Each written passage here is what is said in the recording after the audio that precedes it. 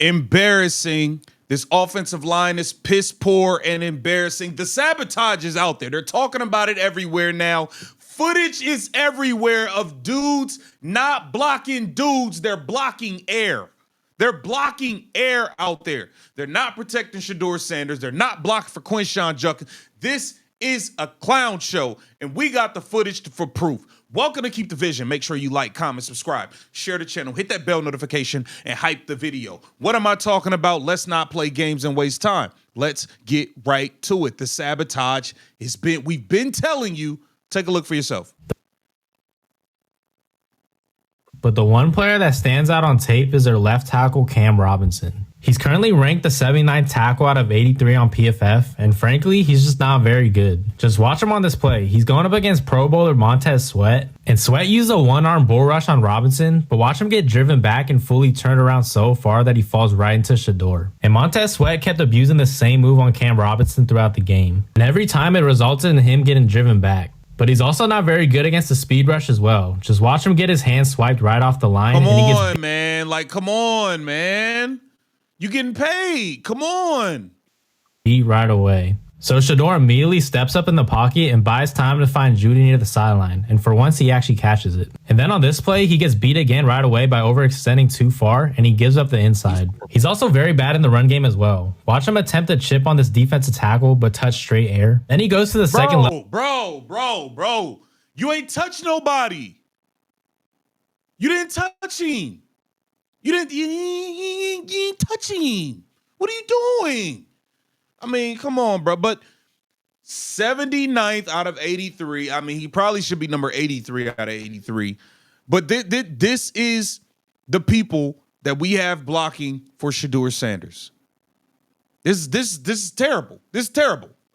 Level to block the linebacker, but completely misses. And then that same linebacker makes a tackle on Judkins. And then on this play, they have him pulling on this outside zone run, but he completely misses his block, which results in Judkins getting stuffed in the backfield. He's on the last year of his contract, so this should be the last year he's on the Browns. But the Browns need to definitely upgrade their offensive line in the offseason because it's pretty bad right now.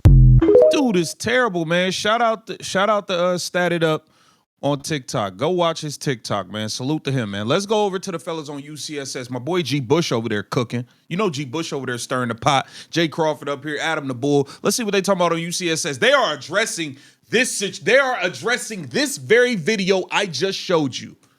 Some can say quarterback tapped, quarterback hit, quarterback sacked. Others would say they're bringing an extra blocker. They're bringing an extra rusher. So what is their definition of under pressure? And this is the culmination of PFF and ESPN. We're going to get to some ESPN stats in a second. Because I think that gets kind of confusing. It is when a quarterback... Because blitz is more than 4. Well, we're going to talk about quick pressures and not quick pressures in a second. That's coming. But a pressure and/or a win is when the defensive lineman beats the offensive lineman in less than 2.5 seconds. A pass block win is when the offensive lineman blocks, for lack of a better term, holds up for more than 2.5 seconds. Okay. So in Chicago, 20 of his 42 dropbacks, he was pressured. 48%. Chicago came into the game much less. Steve, let's go to the next one. Teams are pressuring Shedeur without blitzing. He has that 46% pressure rate through these 4 games, but he's only faced blitzes on 13.7% of his dropbacks. That's the lowest rate in the NFL. So they're getting pressure without bringing extra rushers. Might that be why they're not blitzing? They don't need to. They don't need to. They're getting home with 4. Let's go to the next one, Steve. As you continue to see, against Chicago, and now we're getting specifics, the Browns' offensive line had a 70% pass block win rate. Once again, that means holding a block for at least 2.5 seconds. It is the 4th highest pass block win rate for the Browns' offensive line this season. For comparison's sake, Pittsburgh ranks 4th in the NFL this season in overall pass block win rate. Their overall offensive line pass block win rate is 70.4%. So the Browns against Chicago, this is just the Chicago game, had an offensive line pass block win rate that was considered top 5 elite. in the NFL. You'd have to call it elite. Yeah. If not elite, very good. At a minimum, very good. Top 5 to me is elite. Elite, then we could put it in that category. So against Chicago, a 70% pass block win rate. Compare that to Pittsburgh for the season, 70.4, which ranks 4th in the NFL. Yeah. Is that broken down by player? Yes, and we're going to get to the players individually. That is coming. All right, Steve, let's get to the next one. We talk about quick pressures versus long pressures, right? Of those 20 pressures against Chicago, 19 were normal. They took longer than 2.5 seconds to generate. Only one of those 20 pressures against Chicago was considered a quick pressure, which is where the pressure came in less than 2.5 seconds. 19 of the 20, normal pressure rates. And of all his throws, the first thing is when you look at those numbers, you also have to also take into consideration what is the defense trying to do to you, right? What is the game plan when you're playing the Cleveland Browns? And as a defender and as a defense, if you can get pressure with 4 people and you can still stop the run with 4 people in the light box, then you will be almost a team that you can't move the football. So if I'm playing the Cleveland Browns and I understand that the Cleveland Browns cannot run the football and I can still stop the run with 5 guys in light boxes, that gives you the opportunity that you can drop 7 defenders in coverage. And when you're watching the Cleveland Browns, when you drop 7 guys into coverage and you have those guys back there, the goal isn't to give Shedeur Sanders easy reads. The one thing that Shedeur Sanders has done a really good job of during his time with the Browns is something no other quarterback has done, and that's throw the ball deep. He's shown the propensity that if you give him a one-on-one look, if you give him some of those shot plays, he will throw that.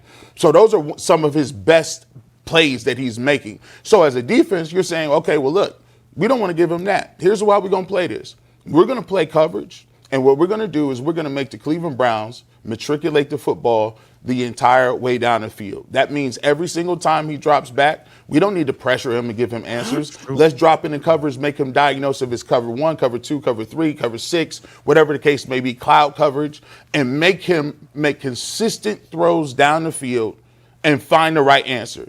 Their bet is that the Cleveland Browns will do one of 2 things. Penalty. Either he will not be able to diagnose that play in, play out to move and find answers to move the chains, or the Cleveland Browns will do something that puts them behind schedule. A penalty, false start, delay against something. Yep. A la either a penalty, holding, or a tackle for loss.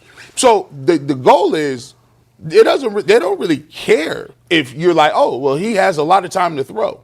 The biggest second thing is when you talk about offensive line play is your run game has to be married with your pass game. So your run game has to marry with the way you're throwing the ball. Now, if you got this time to throw and he's holding the football, you got to have receivers that can get open in that time frame. It does you no good to have a bunch of time in the pocket and nobody's open. When you go back and watch the All-22, the thing I've always been standing and jumping up and pounding the table is, and multiple people have said this. Chase Daniel has talked about this. Other guys that break down the tape. The Cleveland Browns, when you watch what they do, are very vanilla. They're very rudimentary in the way they go about having their route combinations. The offense stinks. Kevin Stefanski's ass. Tommy Rees stinks. It's time for everybody to go, man. The clear sabotage is right there in the tape. Get down in the comments. Let me know what you think. This is Keep the Vision. Make sure you like, comment, subscribe, and share the channel.